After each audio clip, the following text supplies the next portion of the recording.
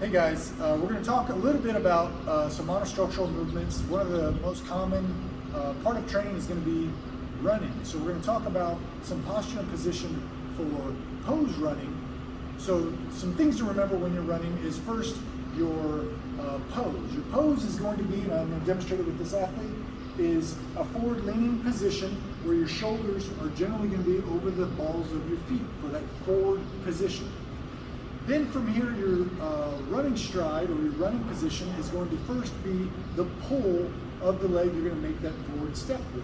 So the pull, then the fall forward, and then continually making those revolutions to pick up that running pace. So again, the forward pose, pull, and fall through those motions. That way you can focus on these positions as you start your running routine, so hopefully you can alleviate any sort of pain in the joints by running with, say, some common errors that you might see is either overstriding or overextending the step and heel striking, creating a lot of shock, and all that shock reverberating through your, say, hips and back, that causes that pain. So by using that fall position, heel staying over your feet, hopefully that can make running a little bit easier, more comfortable for you. So if another monostructural movement that I'd like to describe for you today is the use of pieces of equipment. The first piece of equipment I'd like to discuss with you or introduce you to is a bike. Now this piece of equipment that we have here, we're using the Concept 2 bike erg, might be a piece of equipment that you're used to at the gym. If you're not, let's talk about just some general ways to set up the equipment, how to use it properly. So my athlete, generally when they walk up to the bike, they're gonna make sure that the equipment's set to their appropriate height. So to start out, you generally want the seat to be about hip position or hip height as you stand next to it. When you take that seat on the bike, what you're looking for is making sure that confirming that the seat is at a good height for you. So as you start to pedal, what you're looking for is that when the pedal is in the forward position, that your foot, when your foot is over the base of the pedal, that's just below your knee position. So some things that I don't like to see is the athlete with a, say, heel position on the pedal, where their foot is actually going to be looking forward of their knee position. So what I'm looking for is that mid-foot position to the pedal. Now as they go through the range of motion of the pedal, when the pedal is in the bottom of their cycle rate, what I'm looking for is that the athlete is able to maintain a slight bend to the knee, what I call an unbuckled knee position. Now this bike, as opposed to some others, the handles are adjustable.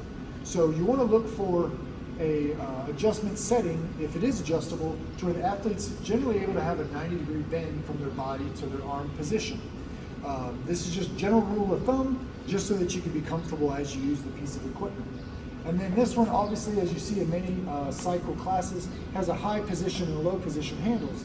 These can be used for the sake of either going bigger distances, where you might want to like lay out a little bit further, whereas if you're climbing a hill or going up a big resistance, you might have a lower handle position so that you can push more into the pedal to climb that hill.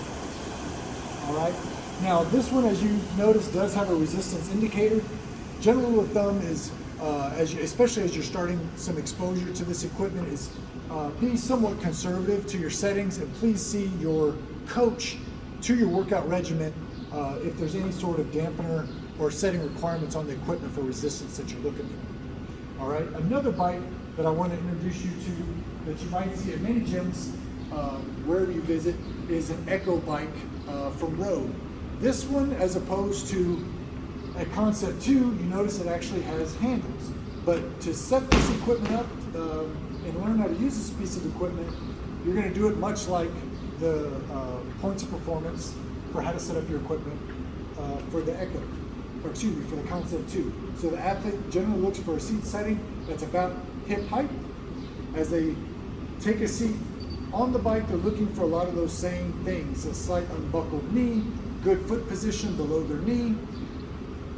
This one, as opposed to that one, like I said, does have require more body engagement, because you now have a push-pull with your hands as well as your feet.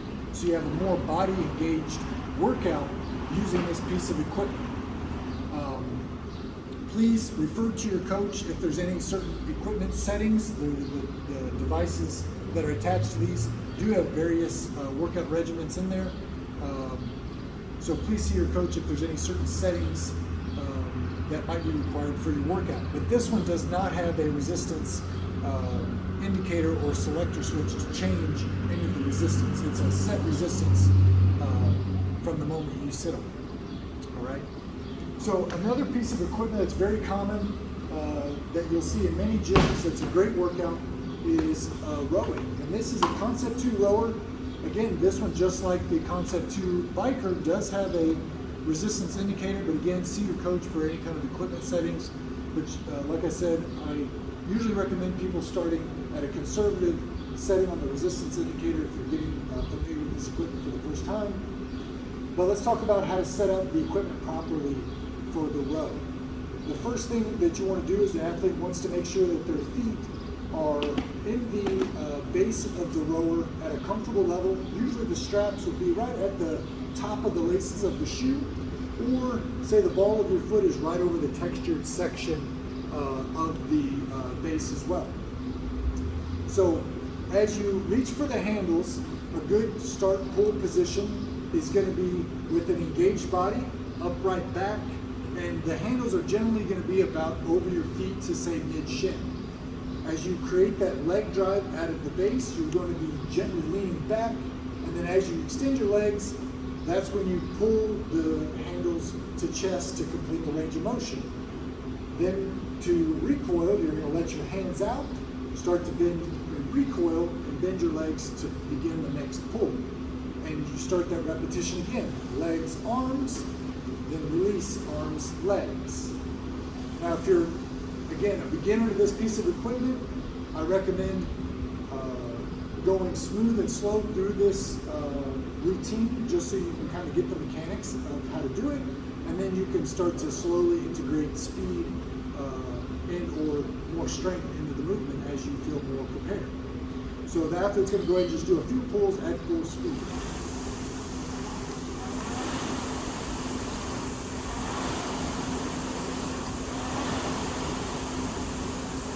Great. So now, please see your coach if you have any questions or concerns with, say, the rowing faster or slower. Again, the resistance indicator for what your program might require.